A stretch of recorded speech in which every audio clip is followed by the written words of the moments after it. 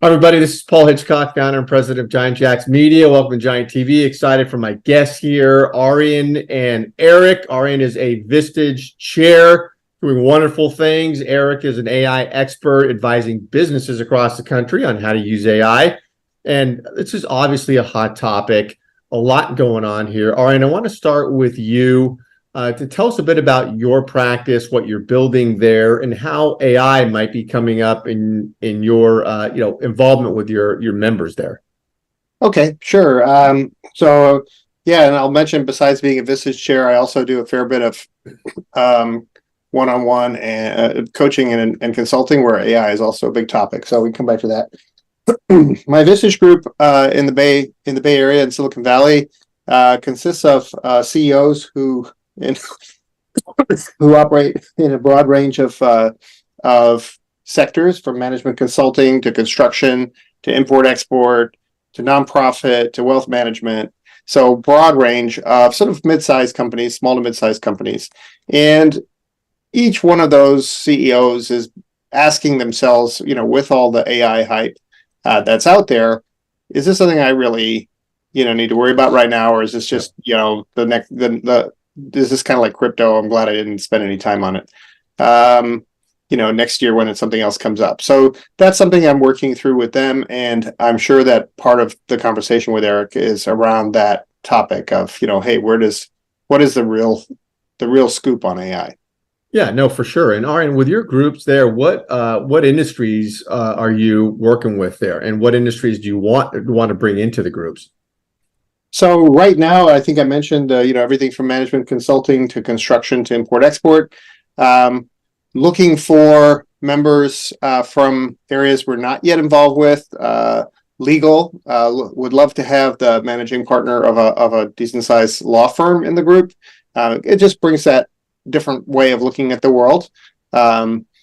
Similarly, accounting, we did have a fractional CFO practice leader for a while, and she has sold her business and moved on. So we're looking for someone else with that kind of accounting perspective to join the group. Really curating a dozen to 18 folks sitting around a table, coming from very different mindsets and perspectives.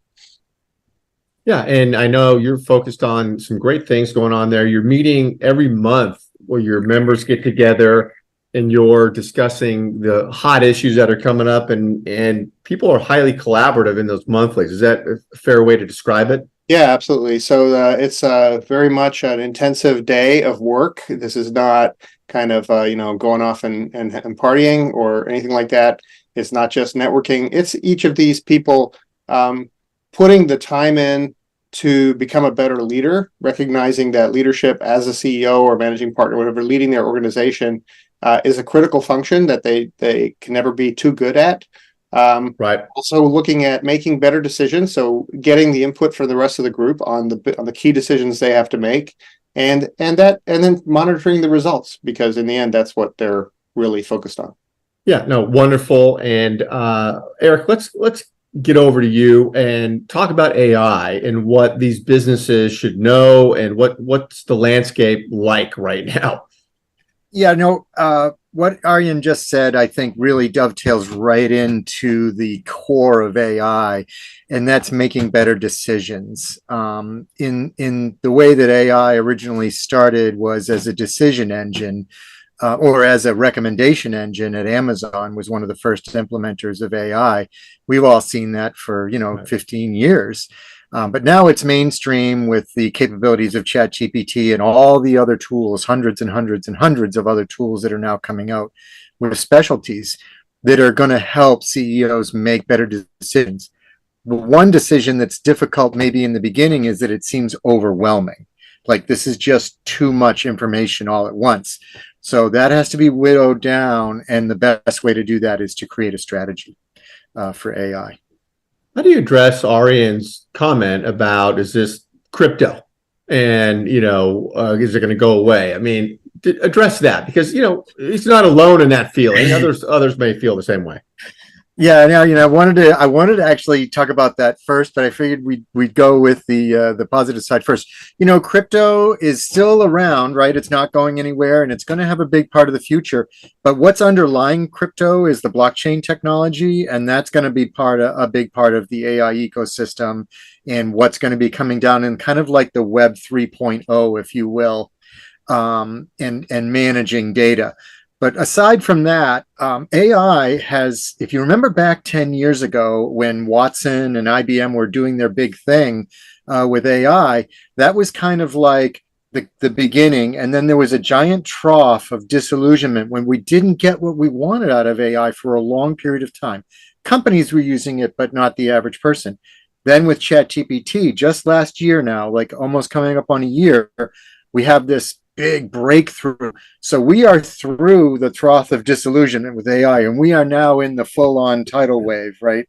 In back of me here. And the best place to be is riding that wave right up at the top. Not too far in where you're going to get pummeled, and not too far where it's going to go by you, but getting in at that right point. And that's where we are right now. We're right at the peak of that moment. Yeah. And how do you, Eric, advise businesses to really dive into AI? I mean, what's the first step in understanding what it is? Do I want to use it? Can I use it? Like, what's the beginning? Sure, I have a multi-hour session that I do on that. Condense it. Yeah, I'll condense it into 30 seconds. So basically what I do in the work that I do with companies, we start with kind of like a discovery statement, like where are we at? And then where do we want to get to? Like, what's our vision for the future? And one of the first decisions that I would like to CEOs make, or, recommend that they make, is like, what's your response to AI? Like, come up with that first. Make a response. What is my response? Am I going to wait and see? Am I going to maybe do some incremental work, or am I going to go through a transformation with my business to leverage this technology? That's really the starting point for me. Yeah, and it's interesting because MIT just put out a very fascinating report on what they're calling the Great Acceleration. They interviewed CIOs on their perspectives about generative AI, and so pretty in depth. I'll get that out to everybody. But Arjen, are you seeing the companies or the discussions that are coming up that they're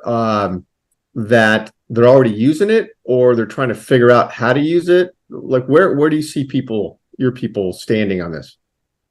Well, I also work with some AI technology companies that have been around for a long time. And so clearly there is AI is not just something that you consume directly as a business. It's often, like a vitamin inside something else that you may not even know you're using AI. This company I work with basically provides an engine to other software companies, and probably most of the users of those other companies' software don't even know that AI is driving the functionality. So that's one piece of it. You may already be using AI and you don't know it. In terms of directly consuming AI, and ChatGPT, as we mentioned, is kind of the tip of the spear on this. Part of this also relates to the company's general ability to absorb innovation. And I think one of the big issues for the CEOs is, okay, do I want to innovate? Can I innovate? What do I need I think with your output, your outcomes that you talked about in terms of, to me, that's kind of like the punchline of the joke, and we haven't told the joke yet, right? We need to actually look at our organizations and say, are we actually able to innovate? And if we don't feel like we're good at that, what do we have to do to become better? And maybe AI is part of that process in terms of this is the innovation the technology that we use to bring our innovation level higher in the organization. So that's those are the conversations that we're having, and the struggles and challenges that they have as leaders. First of all, with themselves, they got to get their own head on straight, and then how do I work with the organization to take advantage of these technologies? Yeah, well said. Yeah, Eric, what do you think? Well, I'm curious, Arjen, how do you go about attempting to get the CEO in that space or the business owner where they can think about what's possible, what the future can look like? Like, what methodology do you go about doing that? Well, I think it comes back first to having clarity about the objectives that you have for the organization. And one of the things, some of my members are focused on how do I grow this puppy, right? And then the question is, okay, how can this help you grow? Other people are saying, wait a minute, I'm having a challenge on how to manage the growth I've got.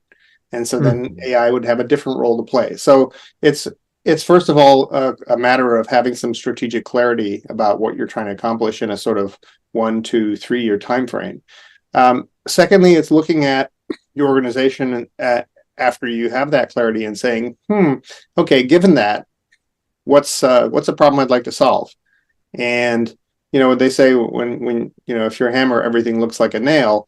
I mean, Chat GPT can't solve everything, right? But let's start with the problem we're trying to solve, and then see whether there's a tool available to help us solve it. And if all the hype is real, then probably that tool is going to have some AI in it, right? Good chance. Yeah. Yeah. What do you find, Eric, when you're going into companies and the feeling about it? Yeah, I mean, I think the biggest I spend a lot of time not talking about AI. And the reason I do that is because I'm talking about strategy and objectives and vision and values and your purpose of your company. And then you build AI on top of that to reach your strategic objectives. And the objectives are obviously your measurables, like the things that I want to double the business. Okay. And what's your strategy to do that? What's your plan? Okay. How can AI support that? And sometimes you even have to question the strategy. Like, now, does AI necessarily make your strategy obsolete or need to be altered 10 degrees this way or the other way? That's the factor. Like, the marketplace has changed. So if you wrote a strategy more than a year ago, I mean, you might have to review that and see where it is. I mean, it could change the game, right? Because I had an interesting conversation with a startup that is doing an AI-based solution for lawyers who, to make them much more productive. It's not hard to imagine that kind of thing if you played around with ChatGPT a little bit. One of the challenges in this is for the law firms is that their business model is charging for time. And so if you are more efficient, does that mean that you're going to actually reduce your revenue because you're not taking as much time to produce the outputs?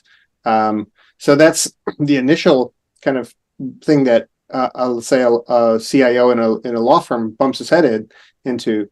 But then she's going to say, well, yeah, but what if other people are doing this and we're not, right? So there's also that competitive side.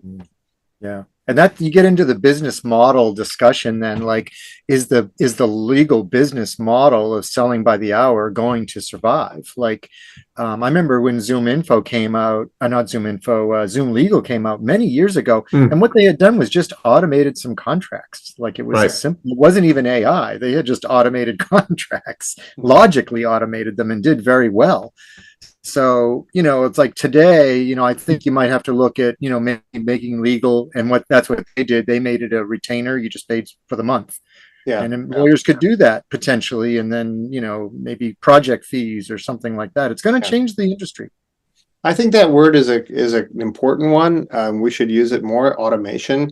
It scares some people, but I think that behind the AI is like we said, it's a hot term right now. Yeah. But a much longer term discussion has been what can computers help us to automate, meaning that we reduce the level of human time required to get a job done, and AI is just, I think, another sort of vitamin in the cabinet full of stuff that automation technology provides to us. And so again, coming back to the CEO who's thinking strategically about this is, all right, do I, if I'm focused on growth, can I automate my marketing and my sales?